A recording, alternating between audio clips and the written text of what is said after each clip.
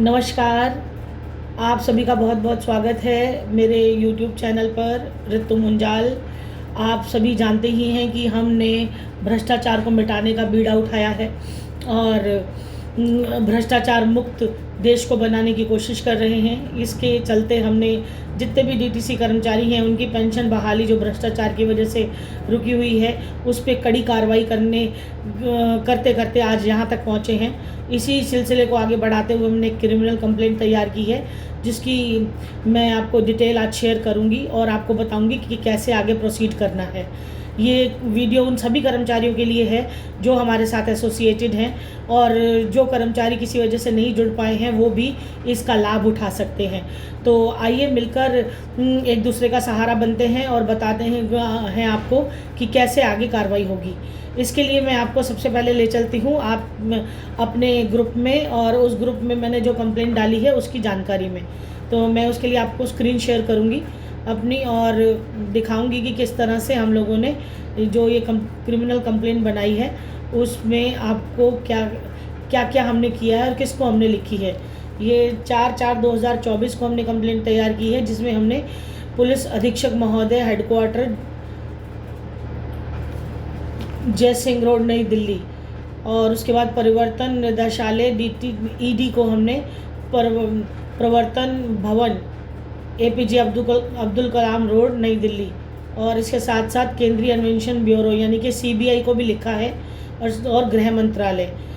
इसमें हमने जो सब्जेक्ट दिया है वो ये है कि शिकायत खिलाफ डीटीसी भ्रष्ट अधिकारियों जिनमें पेंशन विभाग डीटीसी, सीएमडी डीटीसी, सभी डीटीसी डिपो मैनेजर, दिल्ली परिवहन मंत्री तथा डीटीसी से रिटायर्ड कर्मचारियों को गुमराह करने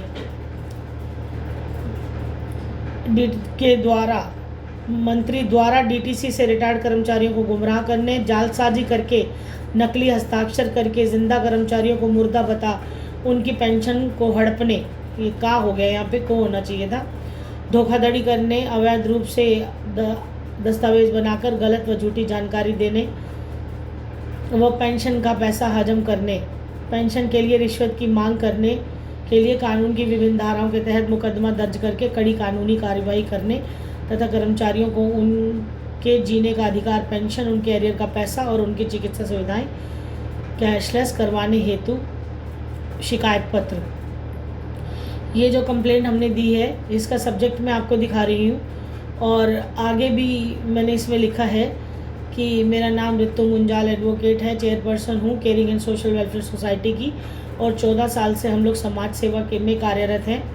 यह है कि सालों से डीटीसी के भ्रष्ट अधिकारियों द्वारा जिनमें पेंशन विभाग डीटीसी, सीएमडी डीटीसी, सभी डिपो मैनेजर, दिल्ली परिवहन मंत्री शामिल हैं, द्वारा डीटीसी से रिटायर्ड करीब 311 कर्मचारियों को गुमराह करने, जालसाजी करके नकली हस्ताक्षर करके जिंदा कर्मचारियों को मुर्दा बता उनकी पेंशन को हड़पने, धोखाधड़ी करने, अवैध रूप से दस्तावेज बनाकर गलत व झूठी जानकारी देने, पेंशन व रिटायरमेंट का पैसा हजम करने, पेंशन देने के लिए रिश्वत की मांग करने के लिए कानून के विभिन्न धाराओं के तहत मुकदमा दर्ज करके कड़ी कानूनी कार्रवाई कर तथा कर्मचारियों को उनके जीने का अधिकार, पेंशन, उनके एरियर का पैसा, उनकी चिकित्सा सुविधाएं कैशलेस करवाने हेतु आपके समक्ष शिकायत देना चाहती हूँ।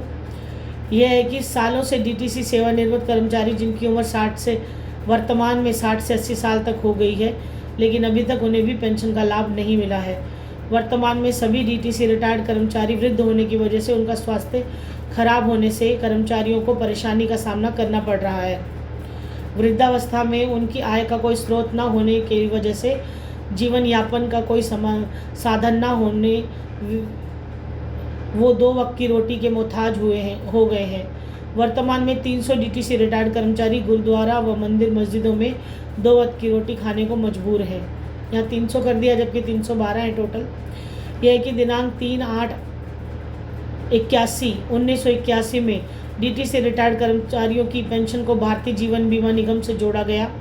इस दौरान विभाग ने कहा कि कर्मचारियों के रिटायर्ड होने के बाद एलआईसी के माध्यम से पेंशन दी जाएगी।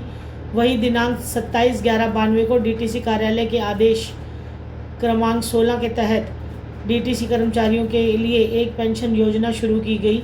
वहीं 23/11/92 में कर्मचारियों को सूचित किया गया कि LIC तकनीकी आधार पर पेंशन योजना संचालित करने से पीछे हट गई है। इसके बाद मामला फिर उठाया गया और भूतल परिवहन मंत्रालय सरकार भारत और अंत में वीडियो पुनः क्रमांक number so and so pension के वितरण के लिए नई मंजूरी से अवगत कराया गया। DTC द्वारा स्वयं कुछ शर्तों के साथ PF प्रबंधन हिस्सेदारी का प्रावधान किया गया। पेंशन ट्रस्ट बनाकर कर्मचारियों को पेंशन का विकल्प दिया गया। इसके बाद पेंशन का वितरण DTC पेंशन ट्रस्ट द्वारा किया जा रहा है। वे कर्मचारी जो कार्यालय के आदेश के अनुसार पेंशन के लाभ के पात्र हैं, वो आदेश है क्रमांक 16 दिनांक 27/11/92। यह है कि 93 में प्रबंधन ने घोषणा की कि स्वैच्छिक सेवानिवृत्त योजना और VRS योजना बनाना अधिक प्रभावशाली रहेगा। यह निर्णय लिया गया कि जिन लोगों को नहीं चुना गया था DTC पेंशन योजना DO के संदर्भ में क्रमांक 16 दिनांक 27/11/92, अब वे पेंशन योजना का विकल्प चुन सकते हैं। स्वैच्छिक सेवानिवृत्ति के लिए अपना आवेदन जमा करना है। यह है कि जैसा कि ऊपर बताया गया है कि पेंशन का वितरण किया गया था। दिनांक 31/10/95 को शुरू किया गया। 27/11/92 से 31/10/95 के बीच में आवेदकों सहित कुछ सेवानिवृत्त कर्मचारियों की सूची DTC विभाग में लगभग 300 सेवानिवृत्त कर्मचारी उनकी कानूनी अधिकारी के साथ यहाँ संलग्न है। क्या लिखा है, उनका विवरण प्रस्तुत किया गया। पेंशन योजना से बाहर निकलने के लिए बार बार आवेदन CPFF योजना का विकल्प चुना गया। यह है कि सेवानिवृत्त कर्मचारियों में से कुछ ने पेंशन से बाहर निकलने का विकल्प चुना। योजना और उनके नियोक्ता व हिस्सेदारी की अंशदायी भविष्य निधि को वापस ले लिया। पेंशन के संबंध में न्यायालय में के आदेश का भी अनुपालन हो, DTC पर स्याल कमेटी ने एक हाई पावर कमेटी का गठन किया गया। सरकार द्वारा अध्यक्षता में राष्ट्रीय राजधानी क्षेत्र दिल्ली की प्रधान सचिव वित्त श्री राकेश स्याल ने पत्र क्रमांक पेंशन सेल सेवानिवृत्त कर्मचारियों 2006 यह है कि स्याल कमेटी सभी पहलुओं पर विचार करेगी। कर्मचारियों के पक्ष में फैसला दिया और कहा कि कर्मचारियों को VRS लेकर जो रिटायर्ड हुए थे उन्हें पेंशन का अधिकार है और उन सभी को पेंशन दे दी जानी चाहिए। परंतु भ्रष्ट अधिकारियों ने कुछ कर्मचारियों से रिश्वत का पैसा लेने के बाद उनकी पेंशन को मंजूरी दे दी और जो कर्मचारी रिश्वत नहीं दे पाए उनको आज तक भी पेंशन के लिए दर दर की ठोकर खानी पड़ रही है। यह है कि कर्मचारी दिनांक 1/12/17 से सेवानिवृत्त हुए 3/8/81 तथा 27/11/92 जो कार्यालय आदेश अनुसार विकल्प का प्रयोग करने में विफल रहे, जो कि DTC के ऑफिस ऑर्डर 16 क्रमांक दिनांक 27/11/92 में है। यह है कि वे कर्मचारी 27/11/92 से दिनांक तक सेवानिवृत्त हुए। दिनांक 27/10/2002 कार्यालय आदेश क्रमांक के 16 के अनुसार विकल्प का प्रयोग नहीं किया गया। 27/11/92 के खंड 9 के आधार पर पेंशन के हकदार है, यानी उक्त आदेश में खंड को भी नहीं माना। यह है कि वे कर्मचारी जो वैकल्पिक स्वैच्छिक सेवानिवृत्त हुए जिस योजना VRS परिपत्र दिनांक 27/11/92 के अनुसार रिटायर्ड हुए थे, उन्हें भी आज तक पेंशन के लिए दर दर की ठोकरें खाने को मजबूर होना पड़ रहा है।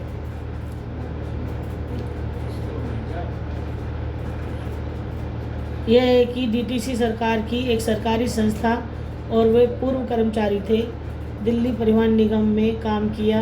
दिनांक 3/3/93 के पत्र परिवर्तन के अनुसार कर्मचारियों ने VRS का विकल्प चुना। कार्यालय के आदेश के अनुसार पेंशन के हकदार हैं। इसके अलावा अन्य पूर्व कर्मचारी जो कि सेवानिवृत्त हुए 27/10 को, जिन कर्मचारियों ने कार्यालय के आदेश के अनुसार विकल्प का प्रयोग नहीं किया था। ये इस तरह से ये कंप्लेंट हमने तैयार की है। यह है कि 9/3/12 से 31/3/15 तक 14/5/15 तक उपरोक्त सोसाइटी द्वारा CMD DTC, परिवहन मंत्री, उपराज्यपाल, दिल्ली मुख्यमंत्री तथा संबंधित अधिकारियों को भी कई पत्र लिखे गए, बावजूद इसके कर्मचारियों को उनका हक यानी पेंशन का लाभ नहीं मिला। यह है कि एसोसिएशन का वह सदस्य जिसमें वीआरएस का विकल्प चुना है, पेंशन का लाभ आज तक पेंशन नहीं मिल रही है। हालांकि डीटीसी ने मनमानी करते हुए कुछ कर्मचारियों को पेंशन का लाभ दे दिया। कुछ कर्मचारियों को चुनने की नीति के अनुसार वीआरएस का विकल्प चुनने और कुछ कर्मचारियों को आज भी जीवित है और बाहर है, जिनकी विधवा उनके आश्रितों की मृत्यु नहीं हो रही है। क्या लिखा है, एक पैसा और कठिनाई का सामना करना पड़ रहा है और बड़ी प्रकार कानूनी समस्या हो रही है, और जिससे कुछ जीवन के लिए रह रहे हैं। गुरुद्वारा और मंदिर तक, यहाँ तक कि कुछ बैगिंग और कुछ हैं।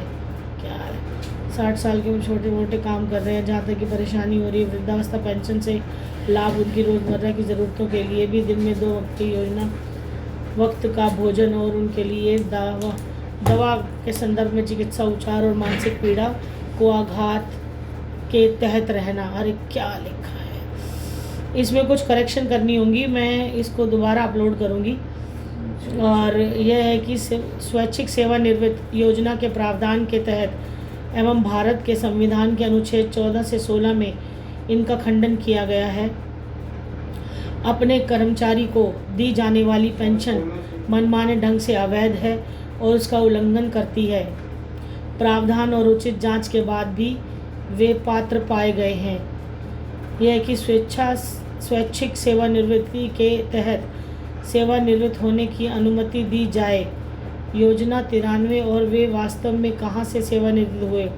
10 साल की सेवा पूर्ण एवं अन्य सदस्यों होना पाया गया और एसोसिएशन ने अपनी पूरी सेवा पूरी की। पूर्व कर्मचारियों को भी लाभ से वंचित करना के अनुच्छेद 14 से 16 अस्थिर होना भेदभावपूर्ण है। भारत के संविधान में जब इस तरह के लाभ बढ़ाए गए हैं, वे सभी कर्मचारियों को सेवानिवृत्ति के अनुरोध करते हैं। योजना के तहत 1993 को डीटीसी द्वारा स्वयं स्वीकार कर लिया गया।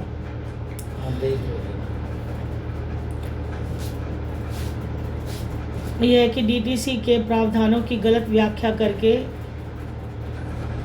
1993 की स्वैच्छिक सेवानिवृत्त योजना के कार्यकाल आदेश 27/11/92 में अपेक्षित पेंशन के लाभ से वंचित किया जा रहा है। कर्मचारियों को उनकी पेंशन देना उनकी लंबी सेवा का पुरस्कार ही नहीं, बल्कि यह सरकार द्वारा बाध्यकारी व कठोर दायित्व है। यह कर्मचारियों को विधिक अधिकार और बिना किसी औचित्य इसे देने से इनकार नहीं किया जा सकता। अतः श्रीमान जी, अत्यंत आदरपूर्वक प्रार्थना की जाती है कि डीटीसी भ्रष्ट अधिकारियों, जिनमें DTC CMD, DTC pension cell, DTC depot manager, Delhi परिवहन मंत्री अथवा डीटीसी से रिटायर्ड कर्मचारी शामिल हैं, कर्मचारियों को गुमराह करने, जालसाजी करके, नकली हस्ताक्षर करके जिंदा कर्मचारियों को मुर्दा बता उनकी पेंशन को हड़पने, धोखाधड़ी करके अवैध रूप से दस्तावेज बनाकर गलत व झूठी जानकारी देने, पेंशन व रिटायर्ड कर्मचारियों का पैसा हजम करने, पेंशन देने के लिए रिश्वत की मांग करने के लिए कानून की विभिन्न धाराओं के तहत मुकदमा दर्ज करके कड़ी कानूनी कार्रवाई करने तथा कर्मचारियों को उनके जीने का अधिकार, पेंशन, उनके एरियर का पैसा, उनकी चिकित्सा सुविधाएं कैशलेस हों तथा डीटीसी में चल रहे घोटाले की जांच करें। आपकी अति कृपा होगी। इसमें कुछ चीज़ें चेंज करनी है, बाकी आप भी कर सकते हैं। जिसने ड्राफ्टिंग इसकी की है थोड़ा अभी उसकी राइटिंग कमज़ोर है, तो गलतियां हुई हैं उसको ठीक किया जाएगा। और ये सभी पुलिस थाना अधीक्षक को भी दी जाएगी। DTC south west, DCP south west, north west, north east, केंद्रीय दिल्ली, ये शॉर्टकट में लिखा है, इसको एक बार ब्रीफ पूरा करवा लूँ। इसमें मैंने एक और चीज़ डाली जो कि आपके 311 कर्मचारियों की सूची है। अब ये 312 हो गए हैं, इसका नंबर भी गलत लिखा है, इसको भी ठीक करा लूँ। लेकिन हम ये डिटेल बाकी की आपको नहीं दिखाएंगे क्योंकि ये चीज़ें जो हैं ये यूट्यूब पर बैन है, तो इसलिए बस आपको ये बता दूँ कि ये 300 कर्मचारी जो हैं 312 हमने ऐड कर दिए हैं और ऐड भी कर दिए हैं। साथ में ये हमने अपलोड करने के लिए तैयारी कर ली है। अब ये सारी जानकारी जो है विभाग में जाएगी, परंतु इसमें अभी थोड़ी करेक्शंस हैं, इसलिए आप थोड़ा रुक जाइए। आज का दिन और है, हम इसे कंप्लीट कर लें, फिर हम आपको दोबारा बताते हैं कि आगे कैसे कार्रवाई होगी। तब तक के लिए आप संयम बनाए रखें। और जैसा कि आप सब जानते ही हैं कि कार्रवाई चल रही है इसमें, और भ्रष्ट अधिकारी और भ्रष्ट जो नेता हैं वो अंदर जा रहे हैं, जिसमें हमारे दिल्ली के सीएम भी शामिल हैं। और बाकी सारी जानकारी हम आपसे रूबरू होकर देंगे। पहले मैं इसे करेक्शन करा लूँ। तब तक के लिए मैं अपनी वाणी को विराम देती हूँ। नमस्कार, जय हिंद, जय भारत।